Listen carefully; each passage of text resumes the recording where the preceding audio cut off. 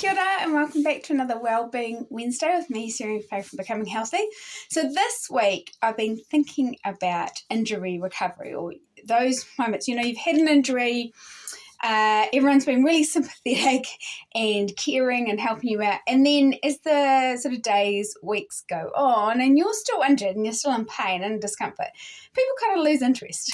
And I remember this when I broke my wrist. The first week or so, everyone was very sympathetic, wanting to do everything for me. And then it was sort of like I had to ask for it, or people just kind of got over it. You know what it's like. Their life goes on and you're still sitting there in pain. So I thought I might do some tapping, I will do some tapping and some hand reflexology on this topic of recovery from an injury where you've still injured, so you can't get back to 100%, but you're still kind of in that funny stage of recovering. And this came up for me because, as some of you may know, I do roller derby, and while I'm not injured from it, there are a few bumps and sore muscles the next day, but no one really gets to know because they're like, oh, well, it's your fault. You chose to do it. So I thought this might be a good one for me as well as for you. So we're going to rate ourselves on a scale from 0 to 10. Now, this could be the actual injury, like the pain of the injury, or it could be the frustration of not being able to get back to where you were and do everything yourself, and that having to ask other people for help. I know for me that was the biggest part, was not actually the pain, it was the frustration of not being able to do everything for myself and having to ask. So just rate yourself from a 0 to 10, and then we're going to start on the karate chop point. So even though I've had this injury and I'm still recovering from it, I love and accept myself. Even though I have this injury and it's getting better, but I'm still recovering from it, I love and accept myself and how I feel. Even though I have this injury that I'm recovering from, and sometimes it gets really frustrating having to ask other people or having to do things slower than I would normally do, I love and accept myself and how I feel, and maybe everyone else who's involved. I'm going to go to the eyebrow point. This recovering from an injury. Side of the eye, recovering from an injury. Under the eye, all this frustration at not being back to 100%. Under the nose, recovering from this injury. Under the mouth, recovering from this injury. All this pain and maybe still in my body, all this frustration and not being able to do my things for myself, or having to wait for other people as I recover from this injury. Under the arm, this injury recovery. Top of the head, this giving time to my injury recovery and the frustration that comes with it. So take a deep breath and then rate yourself again from a 0 to 10. What we want to do is keep moving the numbers down till we get to a 0, so that all of that kind of emotion, all that pent-up stuff is released. It's okay though if it goes up, if it stays the same, if it goes down, that's all perfectly normal. It doesn't mean that the tapping isn't working, it just means you need to keep tapping for a little bit longer. So from here on in, if this is your first week, it'll be you for you, if not, repetition.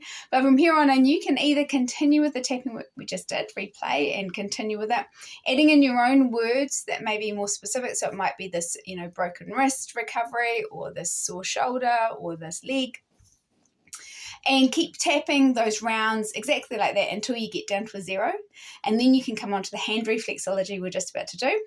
Or you can do the hand reflexology now and then come back to the tapping and kind of alternate the two of them until you get into a better space. So today for the hand reflexology, what I'm going to do is just do a general one that deals with those brain and the nervous system and calming that part down rather than the specific areas, but I will just go over some of the areas so that you can work them if you want to. So just starting off with warming up our hands a little bit, flexing the wrist back and forth. And then we're going to do some rotations. one way and then the other way. Now remember, I'm doing this quite fast and I'm holding up my hands so you can see. Ideally you'll have a pillow down on your lap that you can put them down on, and you can take your time. So you can pause this at any stage and, take your time doing it and enjoy it. So we're going to give a bit of an arm hug all the way down to the fingertips and then from underneath. I hope you like my pretty nails. My daughter was testing out some colours for some earrings she was making. So she did a bit of a Halloween coming up, testing out a few things. Bit of a hand hug underneath and the front.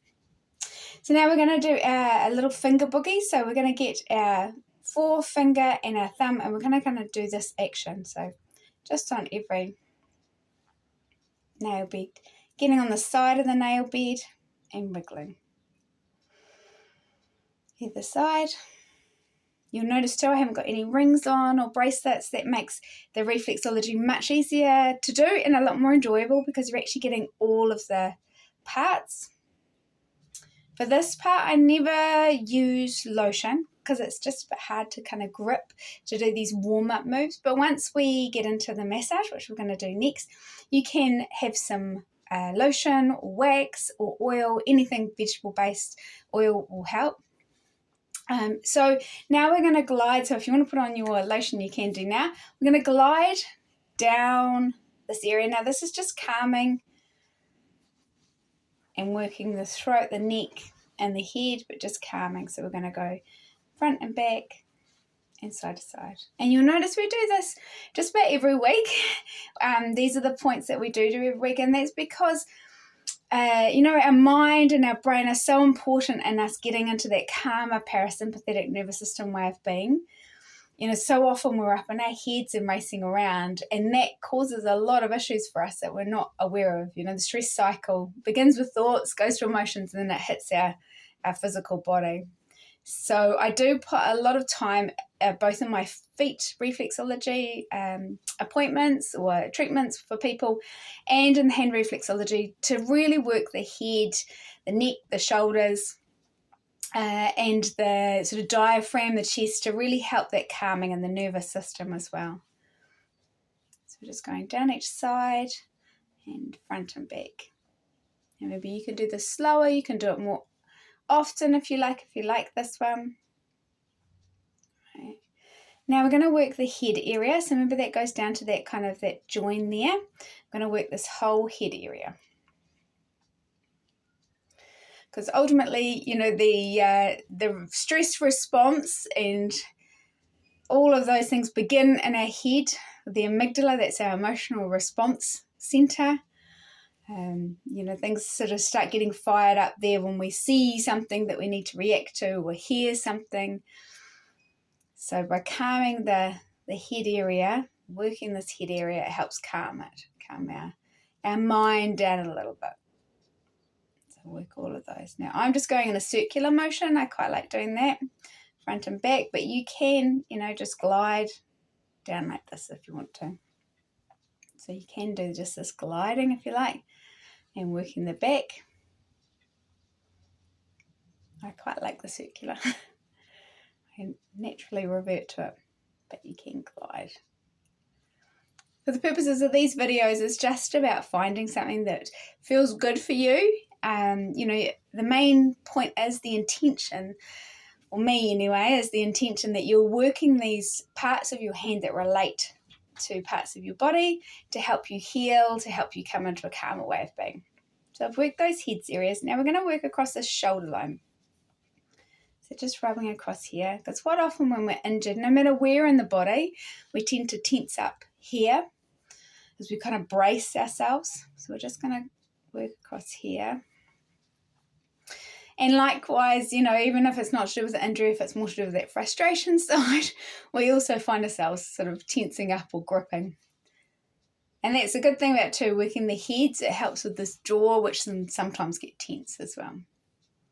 Now we're going to work across the diaphragm line. So remember that comes around and underneath, that's the full diaphragm line. But for the purpose of these videos, I just work this bit across here. You've got the options. We're just going to stroke across here, Remembering I'm holding my hand up, blocking my mouth as well, so that you can see, but you'll have it down here on a pillow that you can glide across, which will be much more relaxing for you. So across, remember the diaphragm line can come here, so you can do the whole lot if you've got your hand down.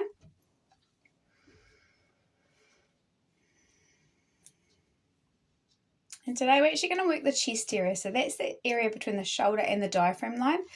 We're just going to work that around so that we're kind of opening up and relaxing those lungs to get full breaths and more oxygen into the body, which helps us make better decisions, helps us calm down as well. When we take those deeper, fuller breaths, quite often when we're stressed, our breathing gets really shallow and we're not getting in all the oxygen we need for our brain to function well. So just working that chest area. And this includes in recovery when you've still got those kind of aches and pains or sharp pains, you know, or maybe some trepidation before you go to move, thinking, oh, it's going to hurt. That can help. And then we're going to work our solar plexus point. So I'm going to do it this way up, but on the pillow, you can just do it with your thumb. So pressing in as we breathe in, and then releasing as we breathe out. And if you can exhale through your mouth, it helps bring in that parasympathetic nervous system way of being, or that peaceful way of being, that way that our body can heal all the faster. In, out. And it's really gentle pulsing. Out. And then the other hand.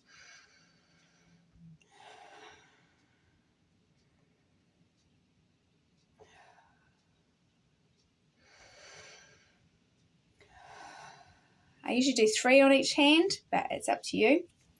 Now we're going to work the nervous system. So if we imagine this is our head, and this is where our spine hits, and it's going to come around and all the way down. And I think we worked this last week as well. So we're just going to glide down. You can also just kind of push in a little bit and rotate as you move down if you want to work it all that much more, if it feels good. There's definitely some points, we'll do the other hand, there's definitely some points that you sort of hit on and you're like, oh yeah, that feels good, I need to work that a bit more. So, you know, if you get any of those, then stop the video and make the most of it. You know, your body's obviously calling out for it, so make the most of it. So just calming that nervous system. And then we're just going to do our adrenals, of course, to help calm them down. So this is this milking in this bit. And we just get 2 fingers, so we're sort of ensuring that we're getting the area. This is also our lymphatics, which can help with some injury. Now, before I put my hands and finish up, I just want to point out some other parts of the body if you want to add this on for a specific injury. So we'll have the shoulder.